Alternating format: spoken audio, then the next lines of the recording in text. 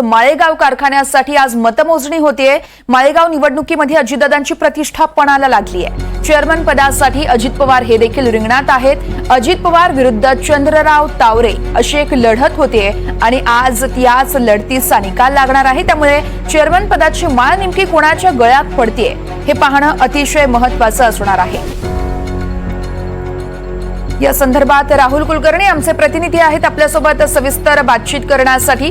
राहुल, खरं तर माळेगाव कारखान्याची ही निवडणूक अतिशय प्रतिष्ठेची मानली जात होती। अनेक आरोप प्रत्यारोप देखील अजित पवार यांच्यावरती झालेत आणि आज अखेर मतमोजणी होतीये। नेमकी कधी सुरुवात होते मतमोजणीला आणि काय घडामोडी घडतात एकूणच माळेगाव सहकारी साखर कारखान्यासंदर्भातल्या? बघा, प्रक्रियेला थोड्याच वेळामध्ये सुरुवात होईल। जसं आता ही स्ट्रॉंग रूम आहे ना, या ठिकाणी शासकीय कर्मचारी आतमध्ये गेलेले आहेत स्ट्रॉंग रूम मध्ये, कारण मागच्या वेळेला बराच वाद झाला होता। 4300 मतं वगैरे बाद झाली आणि तेव्हा आमचाच खरं तर विजय झाला होता असं तावरे गटाचं आजही म्हणणं आहे। न्यायालयीन प्रक्रियेमध्ये दीर्घकाळ तो पराभूत आधी विजयी झालेल्या उमेदवाराला नंतर पराभूत कसं केलं वगैरे। तर आता ही साधारणपणे ही जी टेबलची रचना दिसते, एकाच गटामध्ये समजा 100 मतदान असेल तर ते 50-50 अशी विभागणी करून 37 ठिकाणी याची काउंटिंग सुरू होईल। रात्री 10 वाजेपर्यंत जर कुणी आक्षेप नाही घेतला तर रात्री 10 वाजेपर्यंत ही सगळी निवडणुकीची निकाल देण्यासंदर्भातली प्रक्रिया सुरू होईल। स्ट्रॉंग रूम थोड्याच वेळात उघडली जाते आहे आणि ह्या वेळेला खास करून सीसीटीव्ही म्हणजे विधानसभा निवडणुकीला जसं चित्र असतं की नाही तसं चित्र आहे इथे। आता हे बघा, सगळीकडे कर्मचारी, पोलिसांचा मोठा बंदोबस्त आणि कर्मचाऱ्याबरोबरच ज्यांनी निवडणूक लढलेली आहे असे पण उमेदवार आणि त्यांचे समर्थक कार्यकर्ते इथे मोठ्या प्रमाणामध्ये। आपल्यापैकी कोण होतो उमेदवार?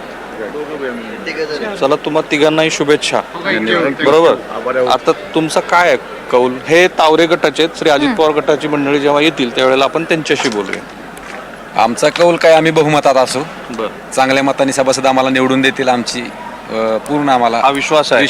किती? 20 पैकी? कारण 21 अजित पवार निवडून येणार, 20 पैकी 20 येतात आमच्या पॅनलचे।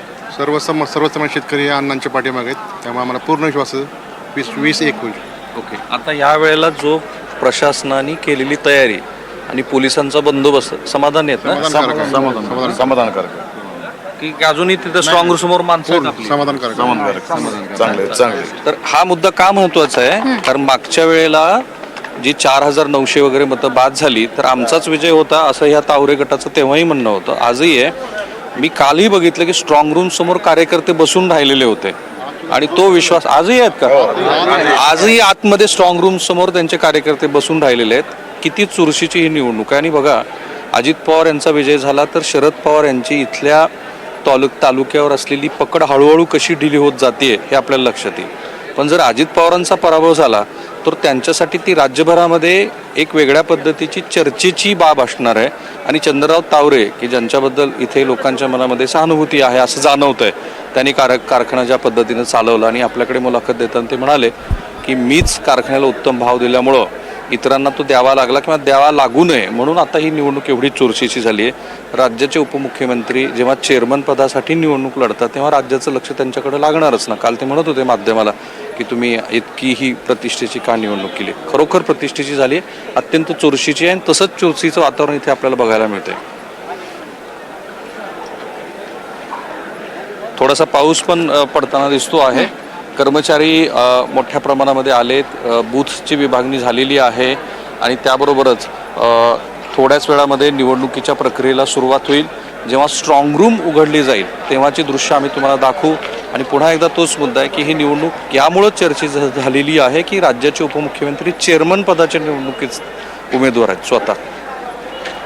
निश्चितच राहुल, त्यामुळे जसजशी मतमोजणी होईल तसं सगळं चित्र स्पष्ट होणार आहे। सगळे अपडेट्स या संदर्भातले तुमच्याकडून सातत्यानं जाणून घेत राहू।